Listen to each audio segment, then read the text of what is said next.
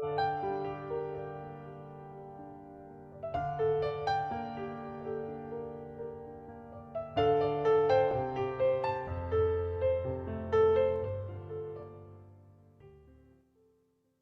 buenos días, bienvenidos a nuestro tiempo devocional Tu Palabra para encontrar el camino. Hoy es 16 de junio del 2025 y vamos a continuar con la lectura de la Biblia con el libro del profeta Zacarías, capítulos 1 al 6. Zacarías 1 al 6.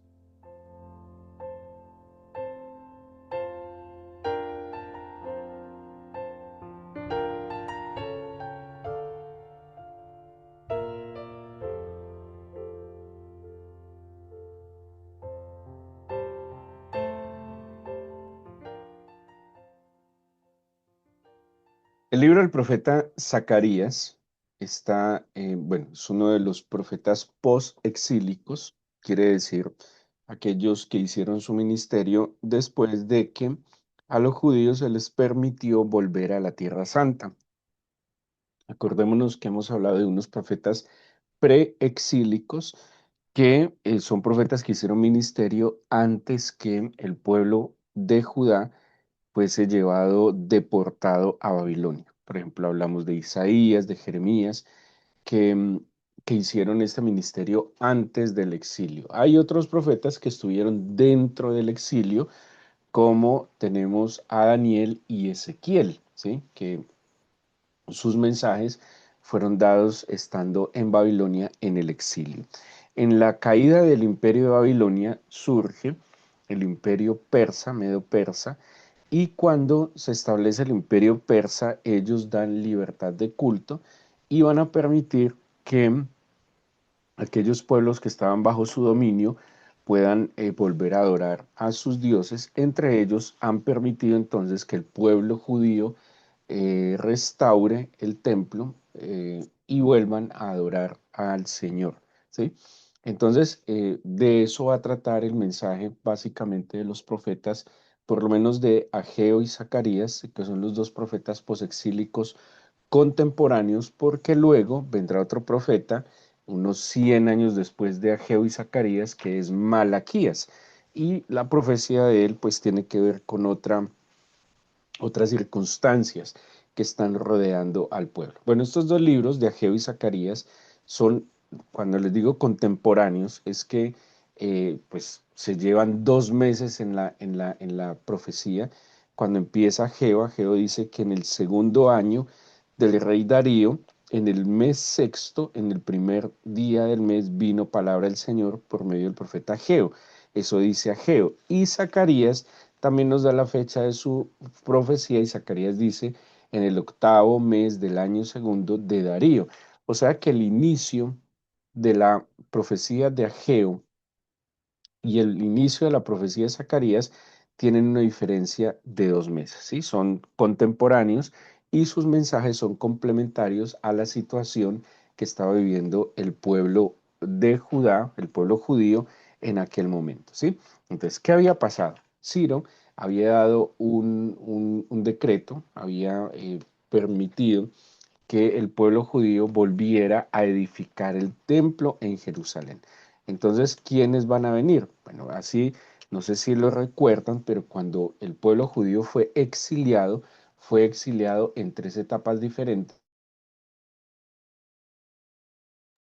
Hemos hablado que en una primera etapa dejaron o se llevaron como a los príncipes, a las personas más preparadas y poco a poco se fueron llevando otro tipo de personas y cuando retornan también lo van a hacer en 3 tiempos. La primera etapa del grupo que vuelve del cautiverio de Babilonia a Jerusalén van a estar encabezados por dos personajes llamados Zorobabel y Josué, ¿sí?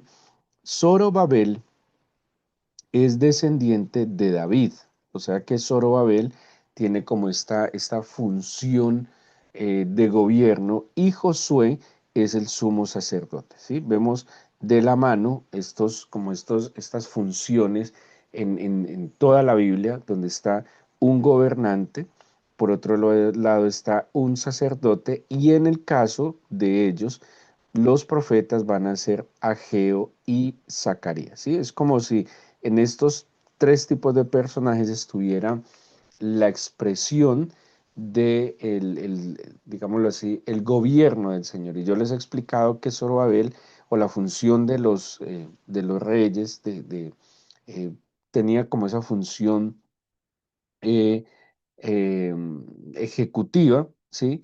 La función de los sacerdotes es como esa función legislativa y la función de los profetas es la función judicial, ¿sí? De nuevo aquí aparecen estos tres personajes juntos cumpliendo, digamos, expresando el poder y la autoridad del Señor en su pueblo. Entonces, el Señor, pues, permite que por este decreto de Ciro, rey de Persia, ellos vuelvan a Jerusalén y se van a encontrar con una cantidad de dificultades. Eso está en el libro de Esdras. Los primeros 5 capítulos del libro de Esdras se deben leer así como de la mano con los libros de Ageo y Zacarías. Empiezan la edificación, van a tener obstáculos, ¿sí? Ahora, el decreto de Ciro permite volver para establecer el culto. Si el mismo decreto de Ciro le da prioridad al culto. Por eso cuando ellos vuelven, aunque la ciudad estaba con situaciones muy lamentables, ellos le dieron prioridad al culto. Entendieron que algo que fue, o sea, lo que los llevó al cautiverio, lo que trajo la consecuencia de la destrucción de su ciudad, del templo, fue que ellos se apartaron del Señor, ellos dejaron al Señor, ellos le dieron la espalda al Señor y entendieron en el cautiverio que la prioridad que tenía que tener ahora su vida y su restauración y la reedificación de su ciudad no podía ser en una prioridad diferente a que primero se tenía que restaurar el culto, ¿sí? Por eso, aunque había otras necesidades, aunque había otras circunstancias que necesitaban también su atención, ellos entendieron muy sabiamente, o sea, ya en carne propia, experimentaron las consecuencias de haberle dado la espalda al Señor y por eso deciden, al volver, ahora de nuevo, el decreto de Ciro era ese, que volvieran al culto. Ellos entonces deciden construir de nuevo el templo y eso es lo que tenemos en los primeros 4 capítulos del libro de Esdras, que es nuestra cronología o nuestra narración cronológica pues de lo que está pasando. Pero como hubo oposición, les dije, es como, no sé, tratemos de hacer una comparación. Usted entiende que su vida pues, ha estado en una crisis, reconoce una crisis en su vida en muchos aspectos, ¿sí? No sé, familiares, laborales, de salud, bueno, tantas situaciones que se pueden venir. Usted puede pues tratar de atender esos asuntos que identifica que están críticos en su vida, ¿sí? Entonces, lo laboral, busco trabajo, tengo problemas con mi pareja, entonces trato de buscar terapias, bueno, puede buscar las soluciones que quiera, pero también puede comprender cómo le pasó a los judíos, que su situación y ese desajuste que se está dando en la vida viene como consecuencia de haberle dado la espalda al Señor, ¿sí? Entonces, pues lo lógico es que si mi vida se desajustó por el desconocimiento del Señor y sus principios, si mi vida está desajustada porque he vivido bajo mis propios, como dice la Biblia, bajo mi propia sabiduría, pues comprendo entonces que le debo dar prioridad a restaurar ese espacio entre el Señor y yo, ¿sí? Ellos entonces entendían que ese espacio era el templo, ellos entendían que ese lugar representaba la comunión entre Dios y su pueblo. Acordémonos que cuando el Señor manda a Moisés a que haga un santuario, ¿sí? Porque así lo dice el Mishkan, haga un santuario, dice, porque quiero morar en medio de ellos. Ellos entendían que el templo era el símbolo de, que vinculaba al pueblo con el Señor, ¿sí? Entonces, como comprendieron que lejos del Señor nada son, como comprendieron las consecuencias que les vinieron al haberle dado la espalda al Señor, dijeron, bueno, vamos a restaurar, nuestra nación va a ser restaurada, nuestra ciudad va a ser restaurada, pero empecemos por el deber ser. Y el deber ser es primero el culto. ¿sí?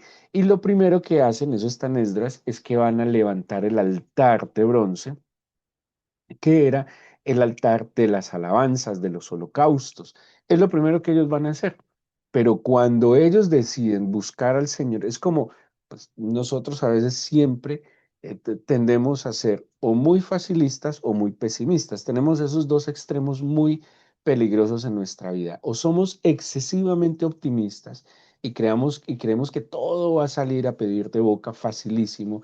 Entonces, no sé, pensamos como vamos a buscar al Señor, entonces todas las puertas se nos van a abrir, las cosas se van a facilitar, todo el mundo nos va a amar, todo el mundo nos va a aceptar y las cosas se pondrán como deben ser. Ese es un exceso de optimismo. Por el contrario, a veces somos también excesivamente pesimistas, entonces creemos que no se puede, que esto es imposible, que nunca va a cambiar, que las cosas no tienen solución, ¿sí? No, hay que ver las cosas desde la perspectiva sabia y justa que las ve el Señor. Y claro, todo demanda un esfuerzo, todo demanda una determinación, todo demanda persistencia, pero no quiere decir que no se logre de la mano del Señor. Ellos entonces van a tener una oposición tan fuerte que va a detener la obra del santuario, ¿sí?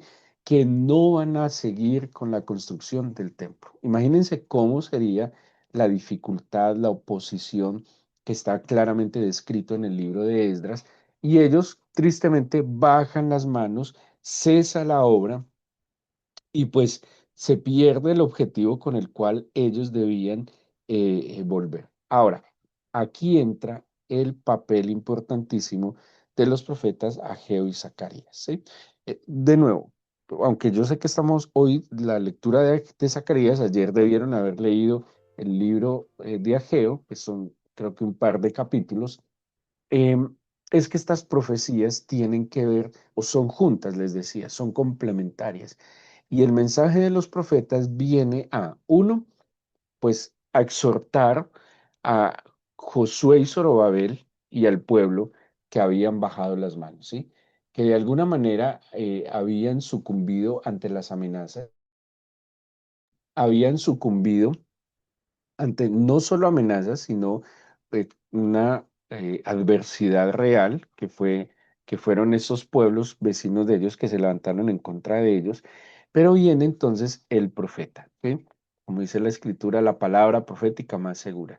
La profecía tiene muchos propósitos. La profecía, tristemente, la mayoría de la gente ha visto la profecía como un tema de adivinación, ¿sí? Entonces, el profeta es alguien que adivina el futuro y no, es mucho más que adivinar el futuro, ¿sí? La profecía tiene que ver, así lo explica Pablo en la carta a los Corintios, entre los capítulos 12 y 14, que la profecía tiene una de las características es exhortar, ¿sí? Exhortar. Y la exhortación no es simplemente regañar, sino que la exhortación es un llamado de atención, ¿sí? Es un... em, digámoslo así, una amonestación para que nosotros podamos volver al Señor. La profecía tiene esa responsabilidad de dar a conocer las cosas, no solo, no estoy hablando solo a futuro, sino incluso a revelar las cosas del presente que pueden estar ocultas donde no haya conciencia. Se los explico así. A veces pasa algo en nosotros, ¿sí? Algo, una inclinación, una tendencia, una circunstancia que ignoramos y la profecía lo que hace es sacar a la luz aquellas situaciones que también pueden no ser muy claras para que el Señor oriente a su pueblo. ¿Sí? Entonces, como les decía, dice, por ejemplo, el 1 Corintios 14:2, dice, el que profetiza lo hace para edificación, para exhortación y para consolación. Se mira aquí, Pablo nos da como tres características de la profecía, para exhortación, para edificación y para consolación. Entonces, mire lo tenaz el papel de Zacarías y Ageo. Habían bajado las manos, habían cesado la obra de la edificación del templo, habían caído en un absoluto desánimo. Ahora imagínense la frustración de todo lo que ellos habían esperado volver. empiezan animados, Ciro los respalda y ante la oposición que van a experimentar de sus enemigos, pues tristemente ellos sucumben y cesa la obra. Pero aquí viene la obra del Señor, ¿sí? Y la obra del Señor a través de los profetas para traer esta palabra, para edificar, para exhortar, ¿sí? Dice edificar, exhortar y consolar. Y en el Nuevo Testamento, acordémonos que la expresión consolación implica presencia y compañía, ¿sí? El parácletos, esa palabra que se utiliza en el Nuevo Testamento, parácletos implica alguien que está a mi lado para ayudarme. Entonces, esa consolación no es solo como poner el hombro para que se consuele ahí, sino una compañía, alguien que se para al lado mío para estar conmigo en medio de una situación adversa. Entonces, la profecía de Zacarías y Ageo va a cumplir este papel. El Señor a través de ellos se manifiesta y dice, voy a estar con ustedes en medio de lo que están viviendo, vengo a fortalecerlos, vengo a motivarlos, vengo a sacudirles un poco la cabeza, vengo perdón, a amonestarlos también para que juntos edifiquemos, ¿sí?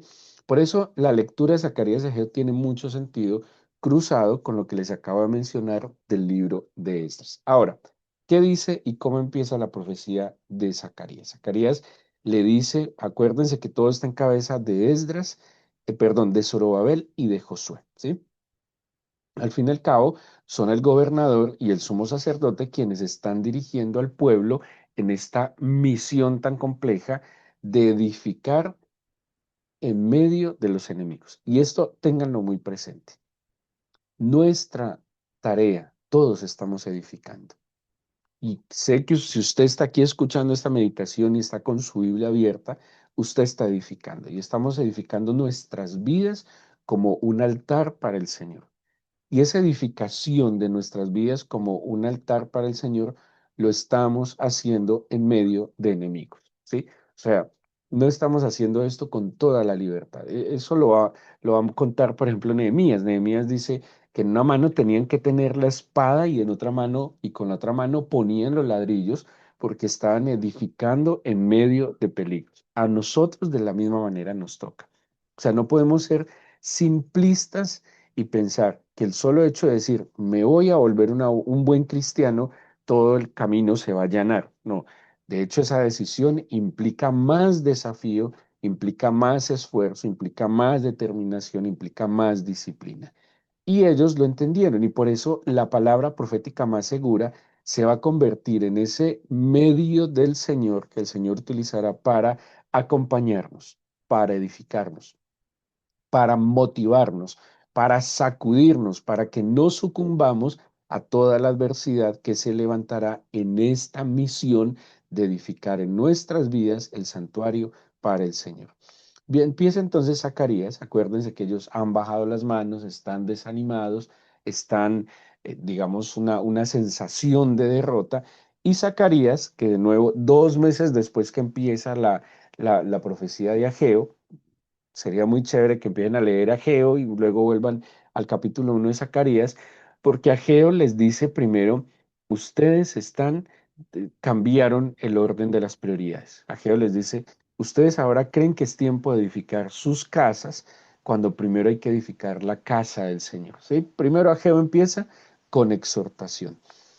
Zacarías también empieza con una exhortación porque en los primeros 6 versículos les va a recalcar algo. Vuélvanse a mí, vuélvanse ahora, ¿sí? O sea, no es el tiempo que le den la espalda al Señor.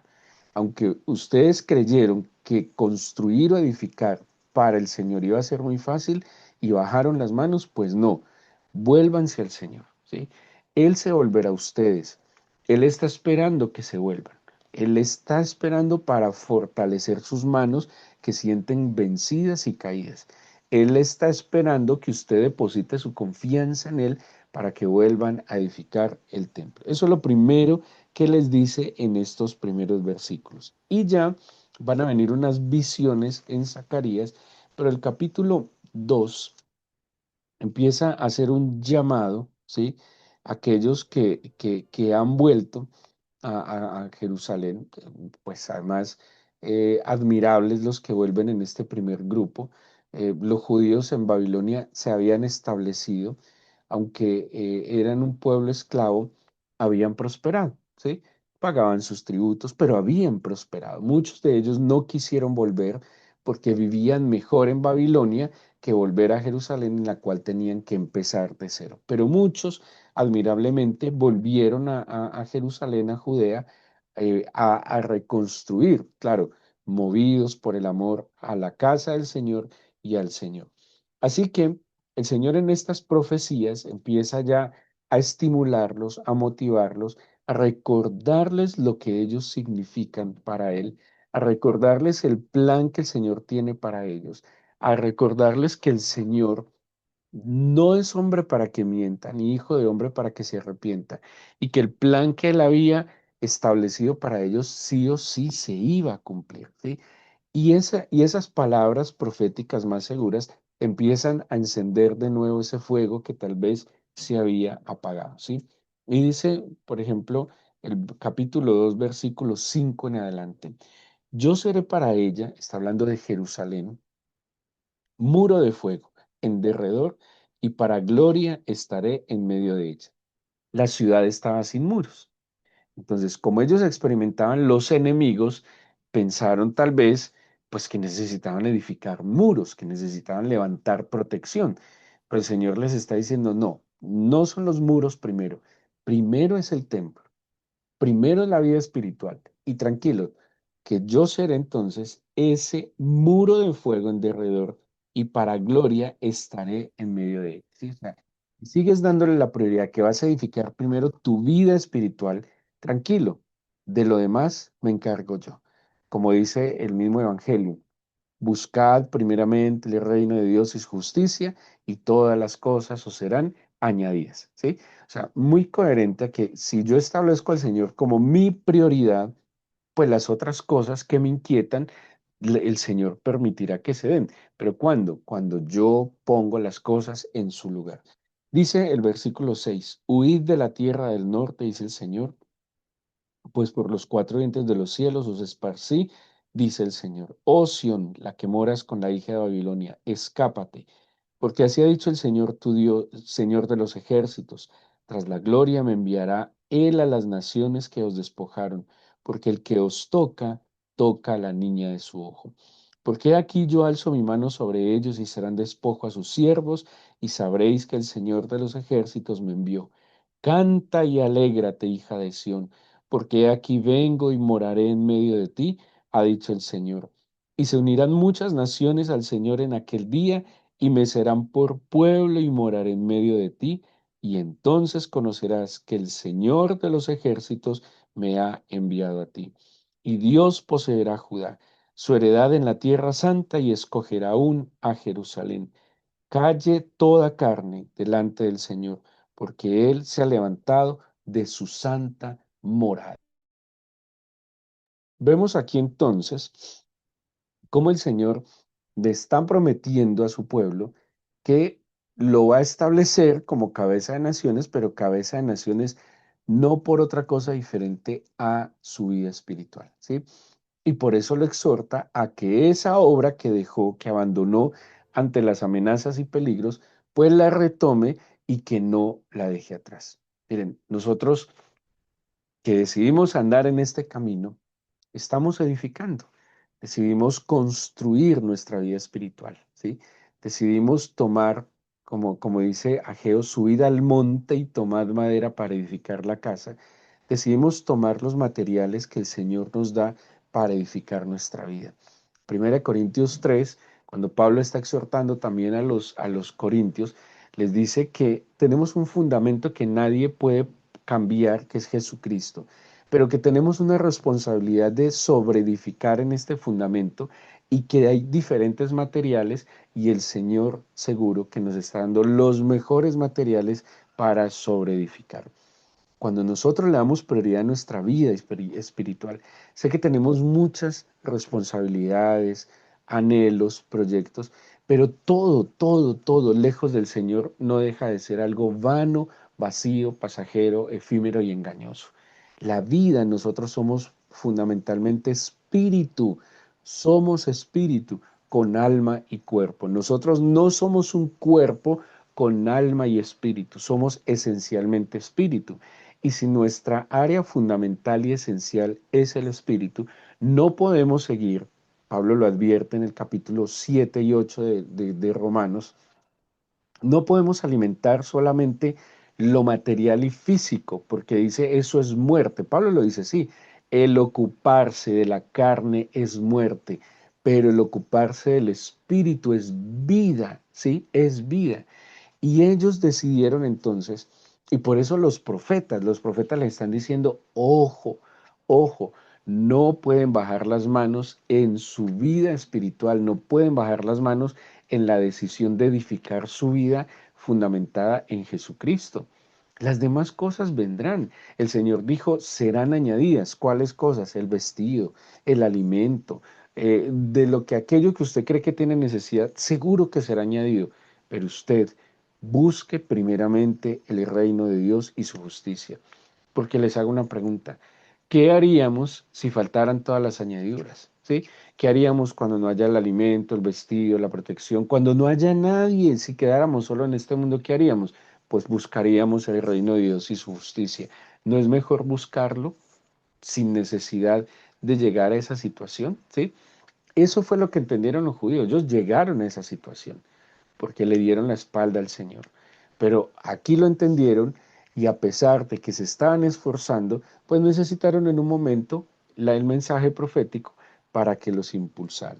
El capítulo 3 y 4 de Zacarías es extraordinario. Acordémonos que hemos hablado de un sentido pleno de la Sagrada Escritura.